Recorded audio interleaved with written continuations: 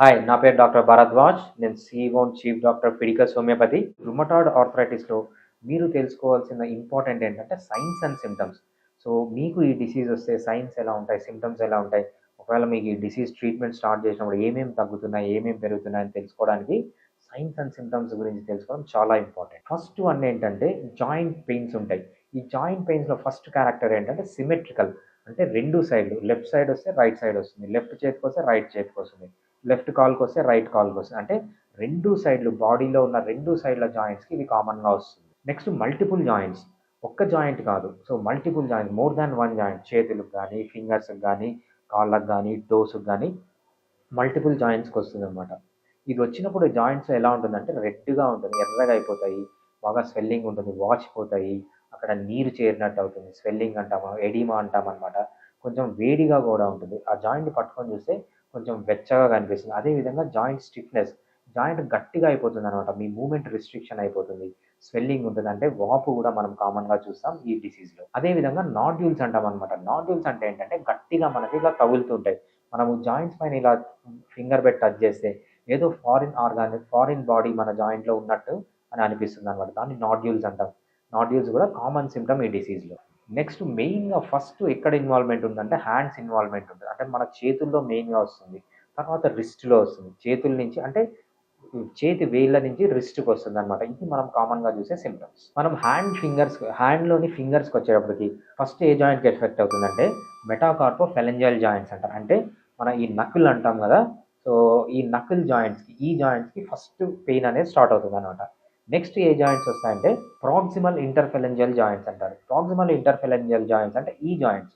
Next effect అయ్యే joints ఈ joints అనమాట. దీన్ని ప్రాక్సిమల్ ఇంటర్ఫెరెంజియల్ జాయింట్స్ అంటారు. ఫస్ట్ పెయిన్ అనేది ఈ జాయింట్స్‌లో కనిపిస్తుంది. సో, నెక్స్ట్ స్టేజ్‌లో ఏమవుతుందంటే ఈ జాయింట్స్‌లో మనకు ఈ ఫింగర్స్‌లో, ఈ వేళ్ళల్లో మనకు కొన్ని డిఫార్మిటీస్ వస్తాయి. కొన్ని అబ్నార్మాలిటీస్ వస్తాయి. ఫస్ట్‌ది ఏంటంటే స్వాన్ నెక్ డిఫార్మిటీ అంటారనమాట. స్వాన్ నెక్ డిఫార్మిటీ అంటే డిస్టల్ ఇంటర్ఫెరెంజియల్ జాయింట్. ఈ జాయింట్ ఏమవుతుందంటే ఇలా ఫ్లెక్షన్ అంటాం. ఇలా ఫ్లెక్స్ అవుతుంది. ఈ ప్రాక్సిమల్ ఇంటర్ఫెరెంజియల్ జాయింట్ ఏంటంటే ఎక్స్టెండ్ అవుతుంది. ఇలా ఉంటుందన్నమాట. ఒక స్వాన్ అంటే ఒక బాతు ఎలా ఉంటుందో అలా ఉంటుందన్నమాట. దాన్ని స్వాన్ నెక్ డిఫార్మిటీ అంటారనమాట. నెక్స్ట్ వచ్చేది ఏంటంటే దీనికి ఎగ్జాక్ట్ ఆపోజిట్ బోటినర్ డిఫార్మిటీ అంటారు. ఈ బోటినర్ డిఫార్మిటీలో డిస్టల్ ఇంటర్ఫెరెంజియల్ జాయింట్ ఈ జాయింట్ ఎక్స్టెండ్ అవుతుంది. అలా ఇలా అవుతుంది. ఈ ప్రాక్సిమల్ ఇంటర్ఫెరెంజియల్ జాయింట్ ఫ్లెక్స్ అవుతుందన్నమాట. సో, ఫైనల్‌గా మనం చూడడానికి ఇలా ఉంటుందన్నమాట. ఇది సెకండ్ డిఫార్మిటీ మనము ఈ డిసీజ్‌లో చూసేది. Next ulnar deviation of thumb అంటారనమాట. మన బొటన వేలు అల్నార్ డీవియేషన్ అంటారు. అల్నార్ డీవియేషన్ అంటే ఈ సైడ్ మీడియల్ సైడ్‌కి వస్తుందన్నమాట మన థంబ్. నెక్స్ట్ అదే విధంగా మెటాకార్పోఫారింజియల్ జాయింట్స్ అంటే ఈ నకిల్స్ అంటాం కదా! ఇవి రైట్ సైడ్‌కి డీవియేట్ అవుతాయి. అంటే రేడియల్ సైడ్‌కి డీవియేట్ అవుతాయన్నమాట. ఇది మనము సెకండ్ స్టేజ్ ఆఫ్ ది డిసీజ్‌లో మనం కామన్‌గా చూస్తాం. నెక్స్ట్ ఏంటంటే కార్పల్ టన్నెల్ సిండ్రోమ్. ఈ కార్పల్ టన్నెల్ సిండ్రోమ్ అనేది మనకు ఈ మణికట్టులో ఈ రిస్ట్‌లో ఉన్న నర్వ్స్ పైన ప్రెషర్ పడి మనకి ఈ సింప్టమ్స్ వస్తాయి. ఈ సింప్టమ్స్ వచ్చినప్పుడు చెయ్యంతా పెయిన్‌గా ఉండడము, నమ్‌నెస్ రావడము, టింగ్లింగ్ రావడము, మొద్దుబారిపోవడము, సో, ఏదో పాకుతున్నట్టు సెన్సేషన్ రావడము, ఇవన్నీ కామన్‌గా అడ్వాన్స్‌డ్ స్టేజెస్‌లో మనం చూస్తూ ఉంటామనమాట. నెక్స్ట్ మనం చూసే చేంజ్ మన పాదాల్లో. పాదాల్లో ఎటువంటి చేంజెస్ వస్తాయి? క్లా టో డిఫార్మిటీ అంటామంట. మన కాళ్ళల్లో ఉన్న వేళ్ళు క్లా లాగా అంటే ఒక గద్ద కాళ్ళలాగా, గద్ద పంజా ఎలా ఉంటుంది అలా తయారవుతాయన్నమాట. అదేవిధంగా హ్యామర్ టో డిఫార్మిటీ అంటామన్నమాట. ఒక సుత్తి ఎలా అవుతుందో ఆ సుత్తిలాగా మారిపోతాయి మన కాలు వేళ్ళు. అదేవిధంగా ఇక్కడ ఏమవుతుందంటే సబ్లక్సేషన్ ఆఫ్ మెటాటార్సల్స్ అంటామన్నమాట. మన పాదాల్లో ఏమవుతుందంటే పాదాలు వేళ్ళు ఒకదాని కిందకి ఒకటి వెళ్ళిపోతాయి. అంటే మన ముందున్న పార్ట్‌లోకి వెళ్ళిపోయి దాన్ని సబ్లక్సేషన్ అంటే ఒక బోన్ కింద ఒక బోన్ లాగా అయిపోతుందన్నమాట. ఇవన్నీ మనము పాదాల్లో చూసే డిఫార్మిటీస్. అదే విధంగా మెయిన్ చిన్న జాయింట్సే కాకుండా పెద్ద జాయింట్స్ కూడా మన షోల్డర్ భుజాల జాయింట్స్ కానీ, లేకపోతే తుంటి ఎముక కానీ, లేకపోతే మోకాలు కానీ, మన మడిమ కానీ ఈ జాయింట్స్ అన్నీ కూడా అఫెక్ట్ అవుతాయి. అంటే ఈ జాయింట్స్‌లో కూడా మనకు ఈ స్వెల్లింగ్, రెడ్‌నెస్ ఇవన్నీ చూస్తాం. నెక్స్ట్ నెక్‌లో ఉన్న జాయింట్స్ మనం C1, C2 అంటాం కదా! ఎస్పెషల్లీ పైన పార్ట్ నెక్‌లో ఉన్న పైన పార్ట్‌లో కూడా స్వెల్లింగ్ అనేది, ఈ జాయింట్ డిఫార్మిటీస్ అనేవి, ఈ జాయింట్ ప్రాబ్లమ్స్ అనేవి మనం కామన్‌గా చూస్తాం. జాయింట్స్‌లోనైనా వేరే సింప్టమ్స్ కూడా ఉంటాయంటే వేరే సింప్టమ్స్ కూడా ఉంటాయి. ఇవేంటంటే నార్మల్‌గా జ్వరం రావచ్చు, జ్వరం వచ్చినట్లు ఉండొచ్చు, బాడీ అంతా పెయిన్స్ రావచ్చు, రాత్రిపూట చెమటలు బాగా రావచ్చు మీకు, వెయిట్ లాస్ ఉండొచ్చు, బాగా బరువు తగ్గిపోవచ్చు, స్లీప్ డిస్టర్బెన్సెస్ అంటే సరిగ్గా నిద్ర లేకపోవడం, నిద్ర రాకపోవడం కూడా ఈ డిసీజ్‌లో మనం కామన్‌గా చూస్తూ ఉంటాం. నెక్స్ట్ వేరే సింప్టమ్స్ అంటే వేరే పార్ట్స్ తీసుకున్నప్పుడు మన బాడీలో వేరే పార్ట్స్ తీసుకున్నప్పుడు ఎటువంటి చేంజెస్ చూస్తాం. మనం స్కిన్‌కొచ్చినప్పుడు నాడ్యూల్స్ అంటామనమాట. మనకు మోకాళ్ళ దగ్గర, మోచేతుల దగ్గర వేరే పార్ట్‌లలో కూడా నాడ్యూల్స్ అంటే కొంచెం గడ్డల్లాగా కొంచెం గట్టిగా తయారవుతాయన్నమాట.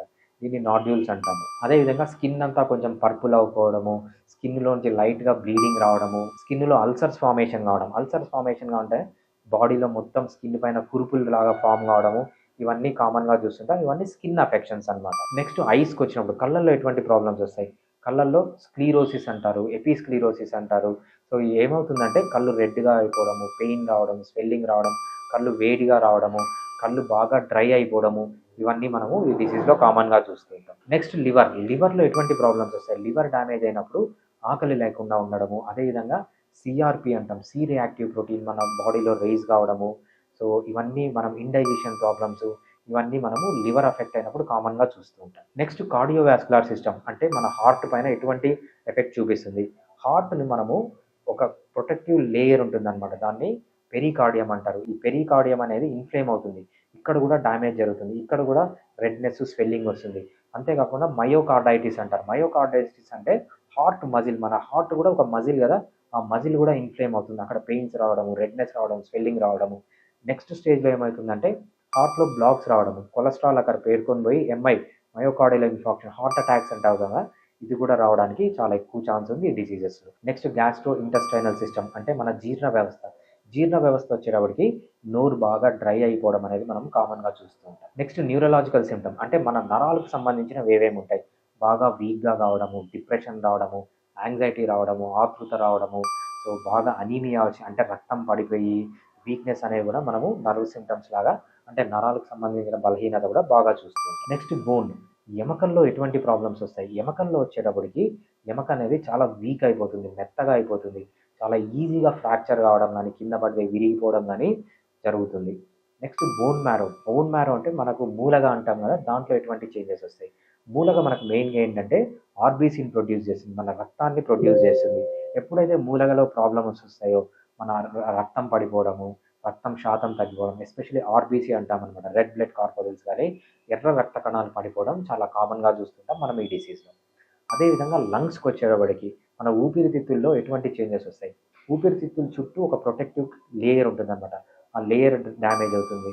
ఊపిరితిత్తుల్లో బాగా ఫ్లూయిడ్ ఫార్మ్ అవుతుందన్నమాట. కొంచెము నీళ్ళలాగా ఫార్మ్ అవుతుంది. ఊపిరితిత్తులు డ్యామేజ్ అవుతాయి, ఇన్‌ఫ్లేమ్ అవుతాయి. దీంట్లో ఏమవుతుందంటే స్కార్ టిష్యూ ఫార్మ్ అవుతుంది.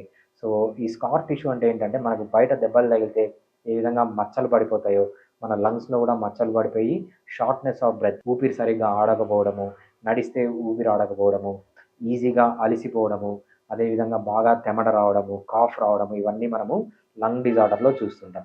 ఎస్పెషల్లీ ఇవన్నీ కామన్ సింప్టమ్స్. ఈ సింప్టమ్స్ మీరు గనక చూస్తే దాన్ని రుమటాయిడ్ ఆర్థరైటిస్‌గా గుర్తించాలి. Fiticus homeopathy